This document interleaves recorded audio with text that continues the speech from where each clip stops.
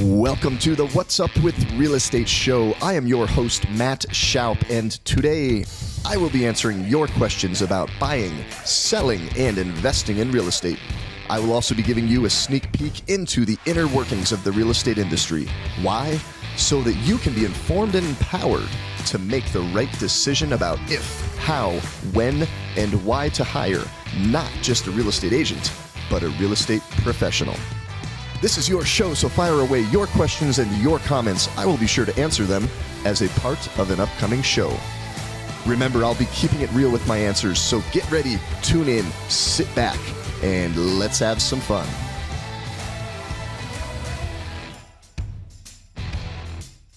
Hey, what's up, everybody? Welcome to episode 7 of the What's Up with Real Estate show. I'm your host, Matt Shoup, and today we are going to be discussing how to actually determine what your house is worth. The one method and one description of how to really understand the value of a home, and then 4 other components or 4, no, it's actually 5. It's 5 other ways that a lot of people think or use as a method to determine their home, which can help lead you to the number one answer, but it's not necessarily the right answer, okay? This show is about answering your questions about buying, selling, investing in real estate, and understanding the value of a home is very important. And also having a real estate professional, not a real estate agent, not a realtor, but a real estate professional that will clearly communicate this one thing to you, whether you are buying, selling, or investing. If they don't do this, fire them, bottom line.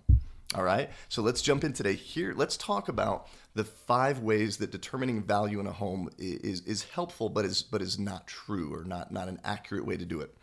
Number 1, a CMA, comparative market analysis. Your real estate agent, real estate professional goes out, and you should still do this if you're going to sell your home or you're going to buy a home. Your real estate professional should do a CMA. A CMA is collecting data of recent sales in your neighborhood to comparable homes. Same size, scope, fitting into all of these categories. And they're going to say, hey, last 6 months, maybe even last 3 or 4 months, depending on if that market or submarket has shifted a little bit. They're going to look at your home, look at other homes that have sold. Some will price it out on a price line graph, or there's lots of different methods and procedures to come up with a rough idea of pricing. And that's a CMA. If you have 2-3 agents come out and give you 3 CMAs, you're going to get 3 different opinions. It's just a real estate professional's opinion. And you know what they say about opinions. Everybody has one. Number 2, you can get an appraisal. So number 1, CMA. Number 2, an appraisal. An appraisal is going to be sometimes declared more of an official declaration of value. So a real estate agent, it took me 12 days to get my license. I did it online. Like, that's all I needed. Now I can go give you a CMA.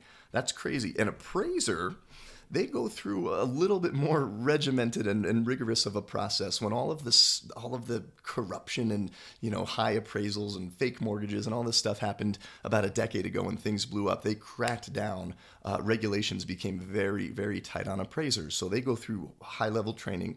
They spend, at least in Colorado, 2 years mentoring under somebody to accurately figure out the correct way to appraise a home, which is they look at your home, they use it as a subject property, they measure everything, all the rooms, all the nooks, all the crannies, all the features, everything about the home.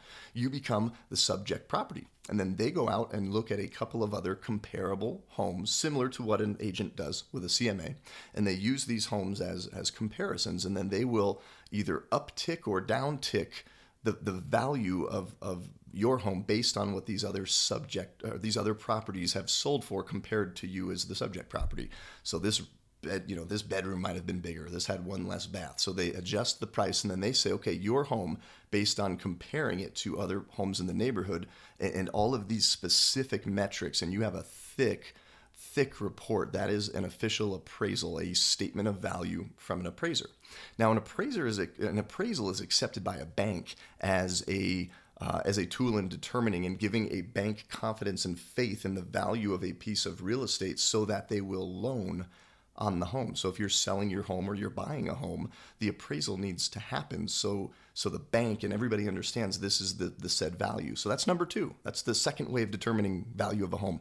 Number 3, the home could be what you think it's worth as a seller, right? You bought the home You paid X for it. You've put X amount of dollars into it over time, and you've seen what the market has done, how things have appreciated. So you're doing that mental math. You're running those numbers, but then you're also running some emotional math, right? There's some blue sky component to, we raised the puppies here. And our kids grew up here. It's our home. It's so sentimental, and we really want to communicate that to the buyers. That has to be worth something, right? That's a third way that a lot of people determine the value of a home, mostly the sellers. Now a buyer is going to come look at your home a little bit differently. They don't care about your puppies and your kids and your memories. They are going to be working with their agent. A buyer's agent's goal should be to get you the best deal possible, and they're very objectively going to be looking at your house. Most of the time, they really don't care about the story. Now, if it's a luxury home, and I work a lot in the luxury market, and say, you are selling and you are said famous person, you're an A-lister, maybe even a B or a C-lister, and a buyer sees value in the fact that they are going to live in said A or B-lister's home, then there may be value there. But if you're outside of that and there's not a story or a historical aspect or some kind of notoriety on based around or with your home, most buyers don't care. They're going to look at the sticks and the dirt and really focus on the facts. But that is a fourth way to think about value of a home. That's what a lot of offers are based on. The discussion between a buyer and their real estate professional. The fifth way that you can look at a value of a home is you can get online. You can go to Zillow and Redfin and all these websites and do the Z estimate and the B estimate and the D estimate, whatever all the estimates are, right? And they're all over the place. Those things are up and down and crazy, but that is a way that you could potentially determine value. But here is what a real estate professional should absolutely be telling you in one statement, one sentence about what your home is actually worth. And again, if they do not do this, whether they are trying to help you sell your home or they are trying to help you go buy a home or invest in a home, if they do not say this, fire them. Okay, here's the one way and the only way to determine what your home is worth. Your home is worth this. Get out a pen, get out a paper.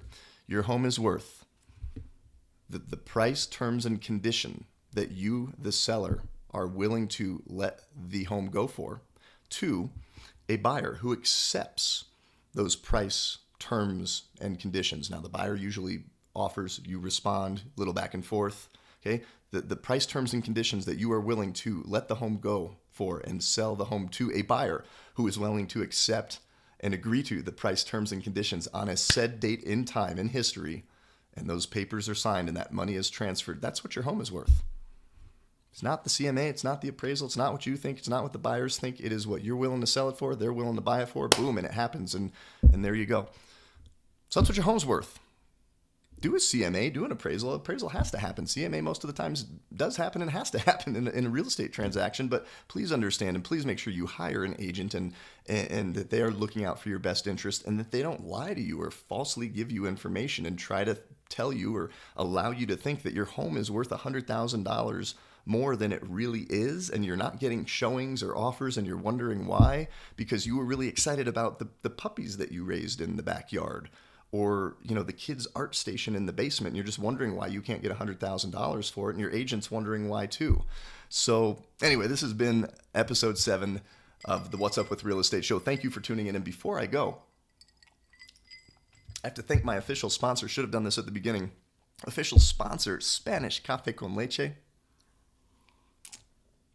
It's good today. It's good today. And today you'll notice I've got the Red Friday shirt on. It is Friday, and Red Friday is remembering everyone deployed. So if you are watching this and you are past, current, or going to be future member of the Armed Forces for the United States of America, thank you for your service.